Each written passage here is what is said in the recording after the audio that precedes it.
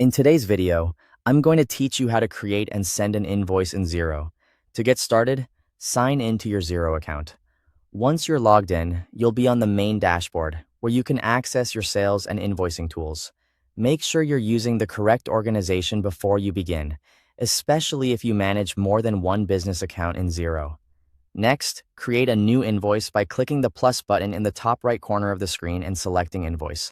This opens a new invoice form where you'll enter all the billing details. This is the starting point for building an invoice that looks professional and is ready to send to your customer. In the contact field, select the customer you want to invoice. Choosing the correct contact is important because Xero uses this information for billing and email delivery. If you have many contacts saved, take a moment to confirm you've selected the right one. Now, enter the main invoice details.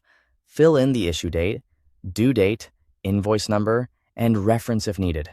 The issue date shows when the invoice was created, and the due date tells the customer when payment is expected. The invoice number helps you keep records organized, while the reference field can be useful for things like project names or order notes.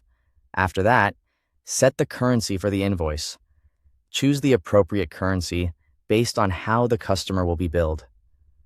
This step matters if you work with international clients or send invoices in more than one currency. To add billing information, click Add Row.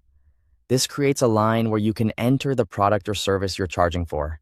Then complete the item, description, quantity, price, account, and tax rate fields. Be as clear and accurate as possible here, since this section tells the customer exactly what they are paying for. A detailed description can also help reduce questions or delays in payment. Once the line details are entered, review the invoice total. Check the subtotal, tax amount, and final total carefully. This is a good time to catch any pricing mistakes, incorrect tax settings, or quantity errors before the invoice goes out. If you're not ready to send it yet, click Save and close to save the invoice as a draft. This is helpful if you need to come back later and make edits or get approval internally first. When everything looks correct, click Approve and Email. Xero will then prepare the email that will be sent to the customer. Review the recipient, subject line, and message to make sure everything is accurate and professional. Finally, click Send to email the invoice to your customer. Thanks for watching.